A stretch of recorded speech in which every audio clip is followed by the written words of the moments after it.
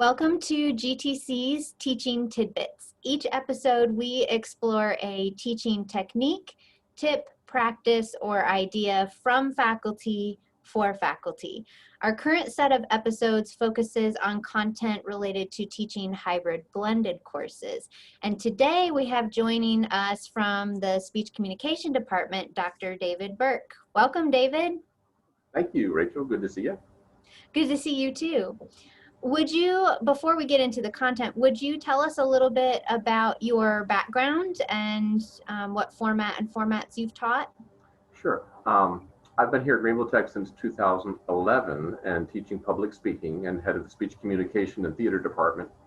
And in 2015, they tasked us with switching to online for at least one section of public speaking. And I developed that course. So for 5 years now, I've been every semester teaching one section of online public speaking, always using live web conferencing for their speeches. It's not ideal because it's not really public, but it's a way of being able to work on communication skills in a live timed setting, the way other students are doing their public speaking classes. I think of it as virtual public speaking. And I've always told our textbook author that I wish there was more emphasis on delivering online. And we have a new edition this fall, Stephen Lucas's text, The Art of Public Speaking, where there's a chapter devoted to online presentations. So I want to share some of the slides from that chapter today with you, hoping it'll be a benefit to everybody. Well, that's great. And how timely that they were able to do that, especially since we've now had to shift everything to online quite a bit more than we might have in the past. It's been a huge boon to be able to at least have something to show our students of how they can learn through the process of how it's going to work when they do a web conference for their speeches. Yeah, and which is why I asked you to come on today, because I knew you'd be the right person to share some of these tips with us.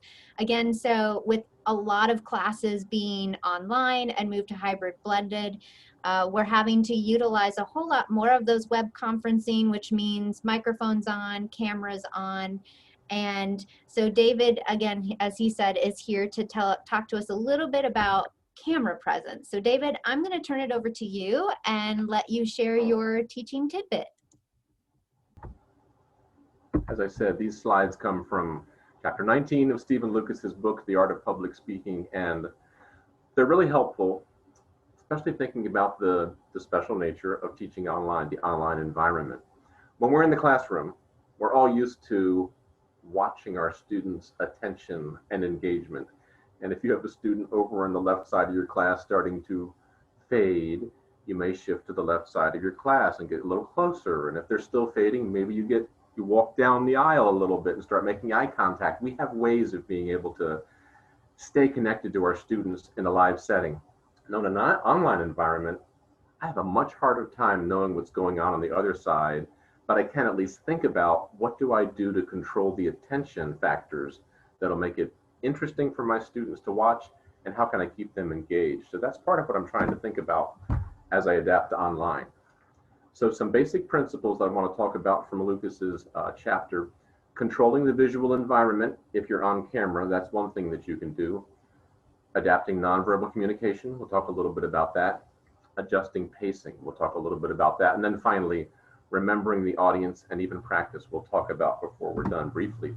The visual environment, you can adjust some things about the on-screen elements. Now, if you're ever sharing with a PowerPoint like I am right now, I'm at least trying to gesture a little bit. Once in a while, that'll give my students a little bit of visual reinforcement.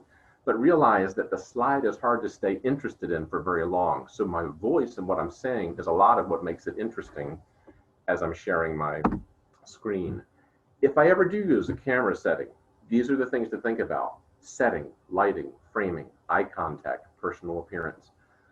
Where in my house is going to be the best setting to be able to neutralize background distractions and be able to even have some variety? I have a stool here beside me. I'm standing right now.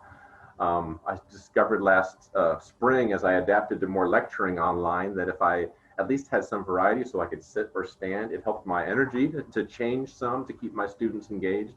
And so I got a lectern at a Goodwill store so that I have a lectern here in my hallway to be able to use for lecturing. But find your own setting where it's most easy for you to be engaged with your students, and ideally thinking about some variety so that there's some change as the hour goes on. Lighting, I have a little light beside me that was given to me by my administrative assistant, Burke. She got it for $3 or $4 somewhere, but she supplied it, and it gives me a little bit of front light where I need it. Whereas if I didn't have that, you'd have a harder time seeing my face. So it's part of what I'm trying to think about.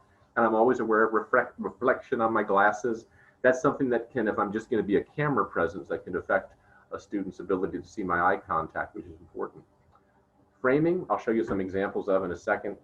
Eye contact, whenever you're trying to make eye contact with your students, trying to look at the camera rather than at their faces is one of the things I try to teach my students every semester. And then finally, you can up your game a little bit by trying to make your personal appearance as engaging as possible. So it seems like you're up to a classroom level of professionalism, even though you're at home. And I try to get my students to do this, especially so that they don't just sit on the edge of their bed and have a very casual setting for their public speech, because that wouldn't be very professional. So effective framing. Lucas gives us these 3 examples. The slide on the left, we've all been in a web conference where somebody's trying to adjust their controls and they lean into the camera, and for a moment that can be really interesting, but if you spend your whole web conference that close, it can seem kind of overwhelming to the audience. In the same way, if there's excess space above you or to the left of you or to the right of you, it just seems like you're not thinking about how you're able to use the space to be able to be as effective as possible. The shot on the right, where it's kind of a head and shoulders shot with some room for gestures as needed, is a way of being able to use a camera shot as interesting as possible. Eye contact, Lucas would remind us, it would always be ideally level with the camera so that it doesn't look like you're looking up at the camera or looking down at the camera. So that's something you could check on. You see books stacking up the laptop in the picture, doing whatever you have to do behind the scenes so it seems like you've got a good connection with your camera as part of what he's recommending. And eye contact being level does help students to stay in control. And then finally, with the visual environment, controlling the background. With the slide on the left, you see that there is a light window behind, and I can see her face, but she's kind of upstaged. It's kind of a stage term, but in other words, it's more interesting to see the windows behind her than the picture on the right, where you see really the speaker with no distractions. Now, I use several different settings in my house and in my office for web conferences, and some of them have more distractions than others. We all have to deal with whatever places we can find. But Lucas's advice would be the more distractions you can remove from the background, the more your face will be interesting to your audience as you're connecting to them. So that's controlling the visual environment. And then I'm going back to that earlier slide to talk about nonverbal communication.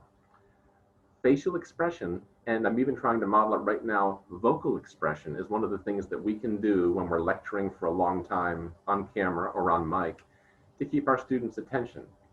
Adjusting the pacing. If instead of just running at my normal pace, I ever stop and punctuate something that I want to say, wherever they are distracted, that moment becomes the most interesting moment of that minute or two on camera that I'm sharing with them. In the same way, speeding up or slowing down is a way of having some variety. And then finally, this is not very commonly something we would ever think about, but the pitch of your voice. Many of us talk in the same range that we're always used to talking whenever we talk on the phone or whether we talk in class. And trying to use more of your voice than that is a way of kind of having a smile in your voice. It seems like there's life in your voice. If you think about allowing your pitch to be the way you would when you're talking to a friend on the phone. So there's some higher pitches and lower pitches. Any of this, if you tried to do it mechanically, it could seem artificial. But if you think about this, this is the kind of thing that over the course of a semester you can get better at, which is what we teach our students. The final couple points there, remembering your audience, remembering that they're somewhere without a whole lot of nonverbal feedback from you, finding ways to keep it interesting. And then the very last little reminder I'd make is not practicing the whole lecture. None of us would do that. But sometime, take a difficult section of your lecture, or maybe the first impression that you make with a lecture, and practice it and record it. This is what we teach our students. And if you watch the way you make an impression with your students, you'll think of some things that I would never think of, Rachel would never think of, those of us in speech would never think of, but you'll think, I don't want my voice to sound like that. I want my voice to be more pleasant, or I want to smile sometimes, and I don't smile. I find myself, whenever I'm adjusting things on the technical side, I'm trying to change things, I suddenly get this very stern look on my face. And when I go back and see recordings, I think I've got to make sure that I don't frown at my students when I'm working out their microphone issues or anything like that on a web conference.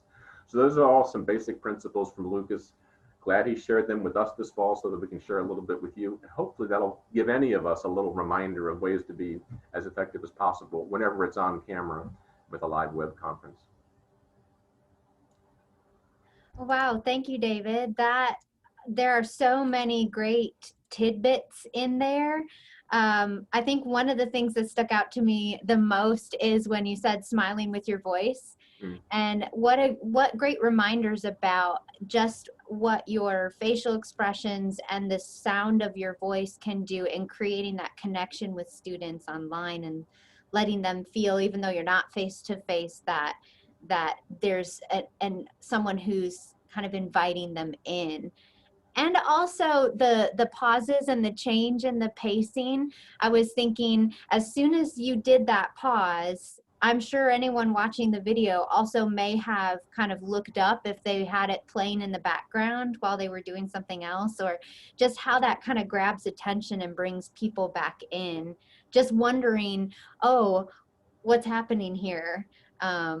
Those are wonderful tips. I think these will be just incredibly helpful to faculty as they think about engaging with students online and using cameras more and more during this semester. So thank you so much. I took some notes myself too. So Good. And I'm always taking notes. As I said, I should try that more myself because it's a practice. You keep on learning as you go. And yeah. that's been that way for five years for me now, and I still learn something every semester. So it's a process. Yeah, and I think one of my favorite things about teaching is every semester is a new semester, and you can take what you learned from the previous and now try new things and adjust and adapt. So there's this constant ability to continue to improve Yeah, in those skills. very true. Well, great. If you would like to continue the conversation with David, you can reach him at david.burke@gvltec.edu.